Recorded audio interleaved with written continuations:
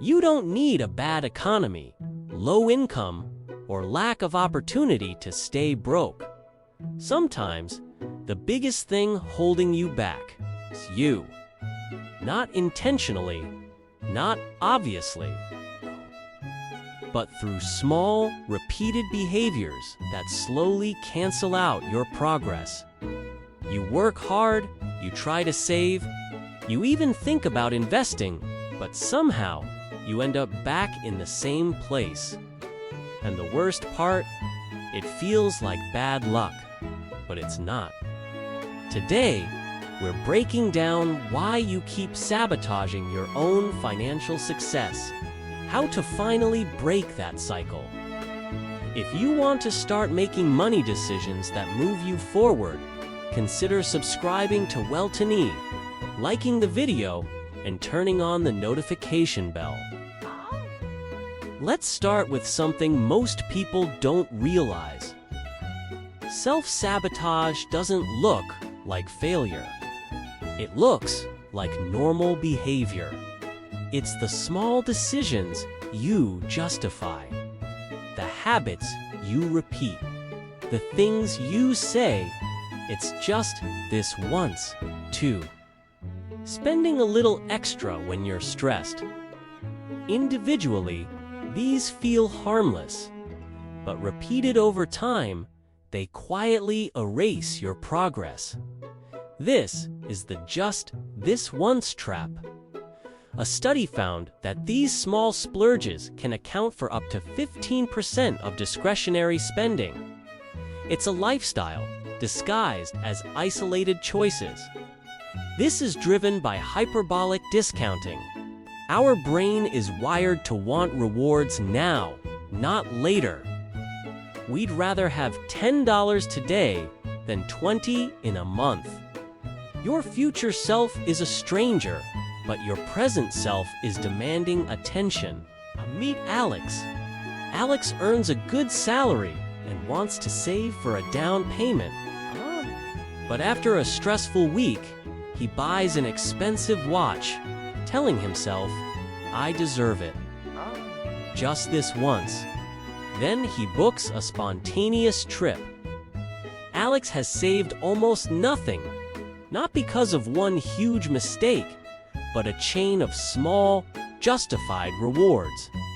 He's stuck in a loop. This brings us to the reset cycle. You start strong, you budget, you save. But then you overspend and feel like you've failed. You say, "Well, this month is ruined.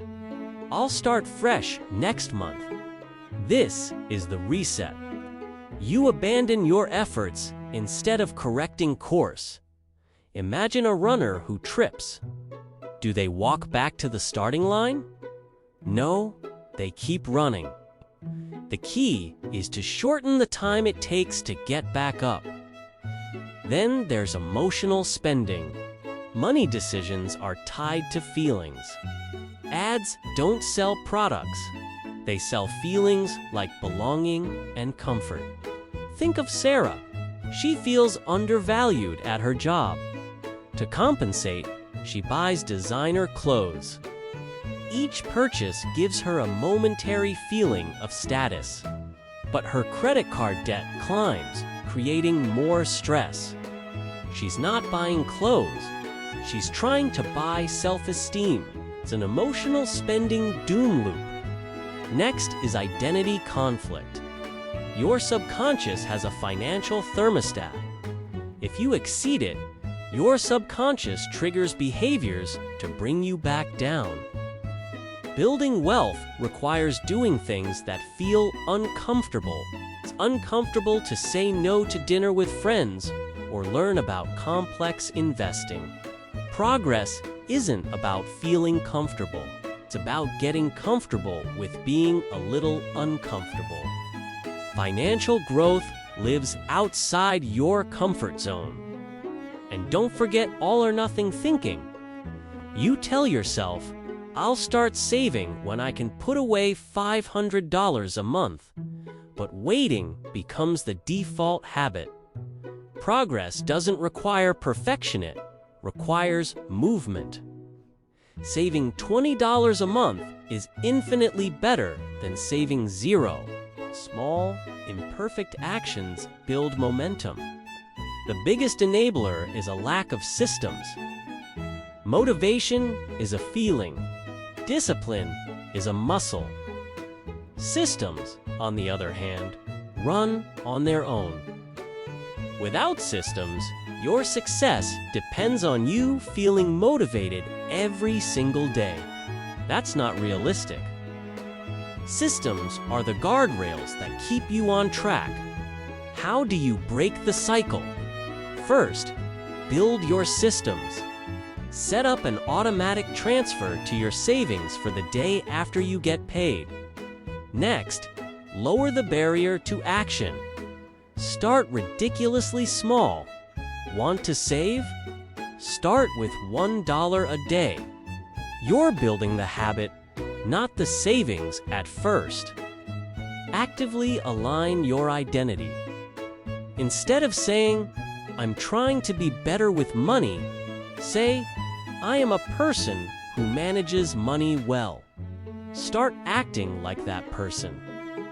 Finally, build ruthless awareness. Pay attention to your triggers. When do you overspend?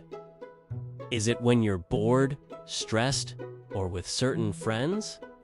Awareness gives you the power to choose.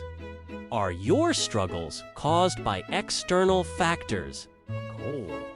Or are they the result of internal patterns you haven't challenged yet? If you want to keep learning how to build lasting financial momentum, subscribe to Wealtiny and turn on the notification bell. Thanks for watching.